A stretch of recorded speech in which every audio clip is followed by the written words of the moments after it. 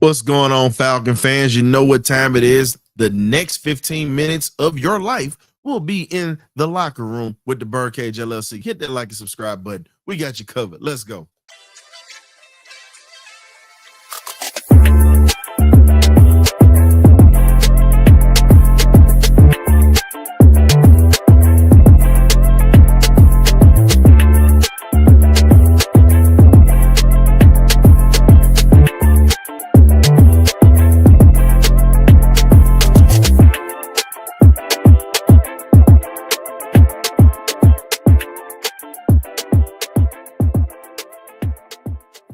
Birdcage.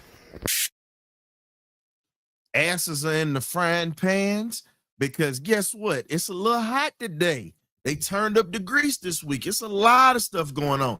Falcons are fighting for their playoff lives in the division right now, and they're fighting for jobs right now. So we're starting to see effectiveness with this ball club right now. But again, the first half doesn't matter.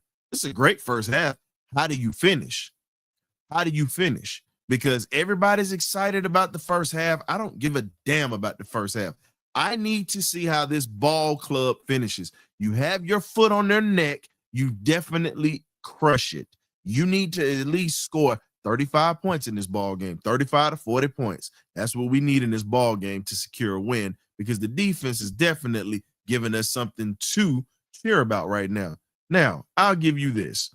The one thing that I can say that they've been doing today has been running the ball effectively, period. This is a Bijan Robinson game. Tyler Algier got a touchdown, but this is a Bijan Robinson game today. And at the end of the day, you know, you're looking at Drake. He's taking off today. But the one thing that I can say that has happened with this ball club is now they're talking to Penix on the sidelines. I got the numbers up for you guys so you can see this real quick. Just going to go through a few things with you, and then I'm going to give my little bit of analysis. Penix, 163 yards, 11 out of 12. Solid first half. Bijan Robinson, 93 yards on 16 carries. He's averaging 5.8 yards a carry, which is really 6 yards a carry with 2 touchdowns today. Drake London, 5 receptions, 108 yards, averaging 20 yards a catch pretty much. No touchdowns. Mooney, 3 receptions, critical receptions that he got to get us in the red zone. Bijan with a couple of catches, Tyler with a catch. And here's my thing. We had a Kobe Bryant sighting today, ladies and gentlemen. Kobe actually stepped on the field and did a little something today.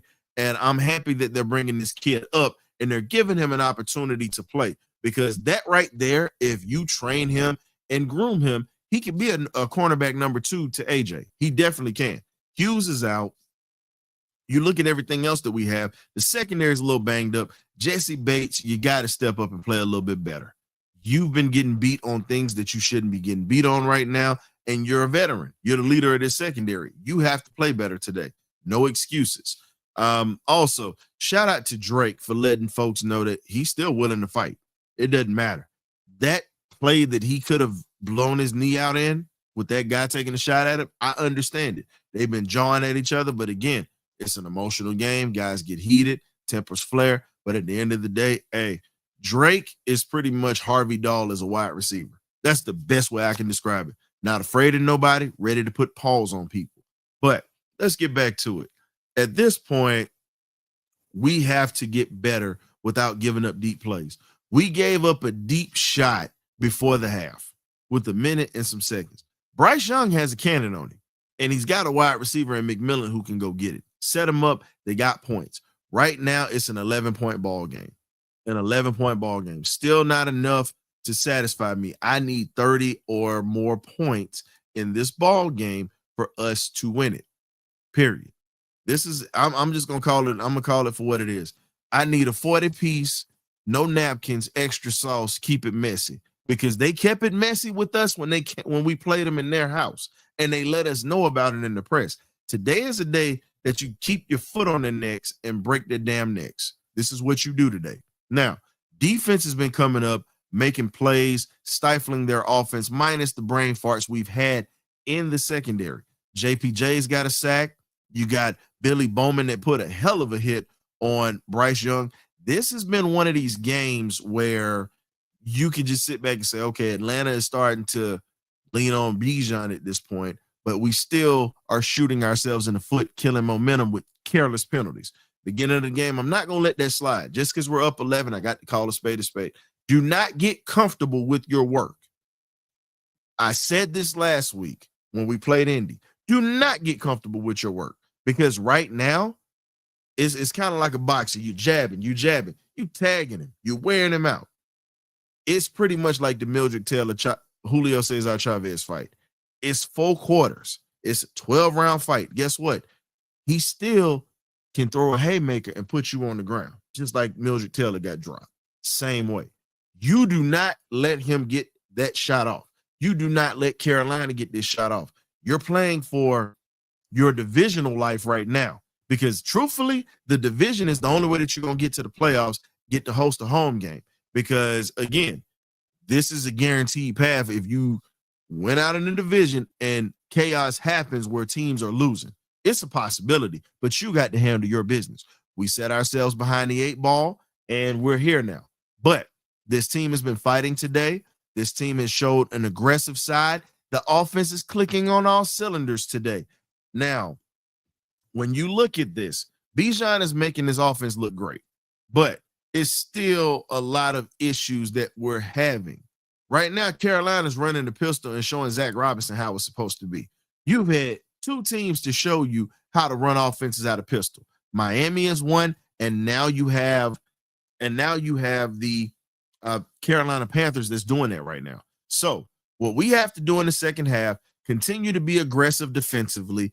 Then you also have to make sure that you're not only moving the chains. We're one of the worst teams in third down. You got to keep your defense on the side. You cannot put yourself in a position to where you're going 3 and out and your defense doesn't have a chance to get water, sit down, catch their breath. You have to control drives coming up in the second half. And you have to put up points every time you get in the red zone. You have to capitalize, period. This is how you win this ball game. Capitalize on their turnovers, their mishaps, make them pay for it. Right now, we got to make them pay. Every time we get them off the field, we make them pay, whether it's field goal or touchdown. I prefer touchdowns, but those 3 points add up. We all know that because that's what happened last week. It didn't add up. Now, let's talk about offensively. We have yet to see Kyle Pitts in this offense featured today. You got to start throwing to your first-round tight end across the middle. You got to start putting him in position to where he can establish himself in the ball game as well and give Michael Penix another weapon. Because guess what? They're getting ready to start double covering Drake. They're getting ready to start locking down on Bijan. Guess what you got to do? Start using Mooney a little bit more. Start using Pitts across the middle. There are many ways that you're going to have to adjust, and you're going to have to change your strategy a little bit. You still stick with the game plan, but you change your strategy a little bit because you've been jabbing them with the right hand. You got to make them think about the left hand. It's boom, boom, boom, and it's all you hitting them. They have yet to feel that left hand. Kyle Pitts is your left hand. Darnell Mooney is also a part of that left hand. You got to start hitting them where it hurts, and you got to start making them pay. You got to have that safety looking to see which way it's going to go. Because at this point, run action is nothing but just a play action. We got to start running counters with Tyler Algier a little bit more. Because, again, for some reason, he just has a soft spot for the Carolina Panthers. That's just one of his favorite teams that he plays in the NFL outside of the Washington Commanders. He always plays well against these guys. Now, Penix, keep him comfortable, keep him clean, allow him to have time to see the field, allow him to have opportunities to take shots down the field. This is what Atlanta has to do. Atlanta has to have a great balance right now to where he's comfortable, where he starts picking you apart. Because, again, as I said before, with this talent that we have on this team, there's no way we don't put up 35 to 40 points. The only way that we stifle that is coaching. That's the only way we stifle that. At this point, you have to make sure that you are consistent in keeping momentum, not getting any dumb penalties offensively or defensively. You have to put yourself in a position to where you can win a ball game by attacking their weaknesses. Right now, you can't show any tendencies. You can't. You can't. You have to continue to keep them off balance because right now, they don't know what you're going to hit them with. This is the perfect time. Make your adjustments. Hit Kyle Pitts a few times to make them think about the middle of the field. Spread out their defense. Have their front seven to start running on the perimeters a little bit more. Have those big boys hunching over just have those 300-pounders that is in their front seven hunched over, tongue out, breathing hard. That is what you have to do.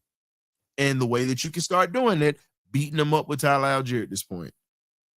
And then in the fourth, you pretty much continue to keep feeding Bijan. Right now, we're doing well. But we have to finish. It's not how you start, it's how you finish. Keep your foot on the gas. Keep these guys out of it. I'm not mad at what I've seen so far, but I'd like to see a little bit more efficiency in this game from the defense at this point.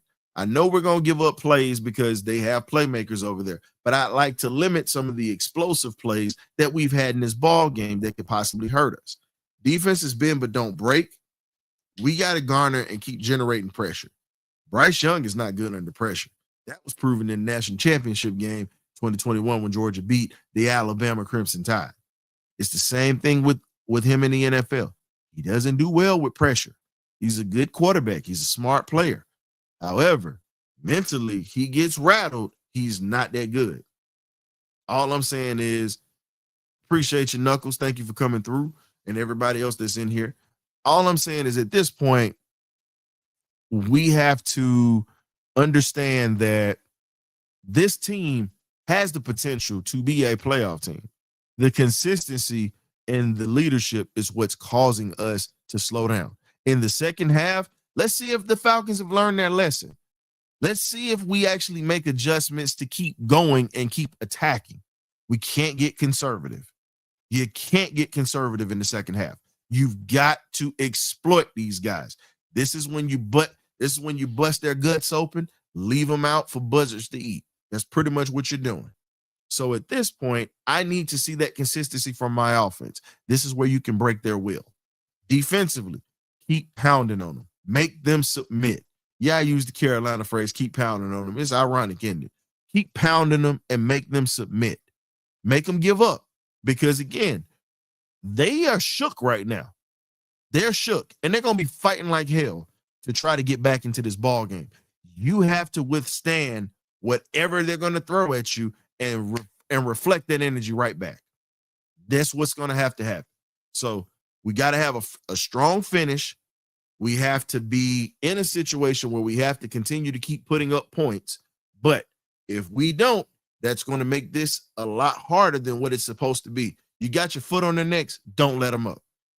Finish them off. Break their will. Get this dub. Move on to next week, and let's get to it. So definitely appreciate you guys for tuning in to the Halftime Report. Please tune in for the Parting Line or Benediction post-game show with the Birdcage LLC. You know how we get down. You either get right or you get left. Also, make sure when you come through for that post-game show, you have your cameras working because we will not be letting you up if you don't have your pretty face on that camera with us, or faces that some folks would say in the church, bless his heart, but it's okay because we all a part of the same family. Red and black is always beautiful. So much love to you guys. We'll catch you at the post-game show. Ghosts.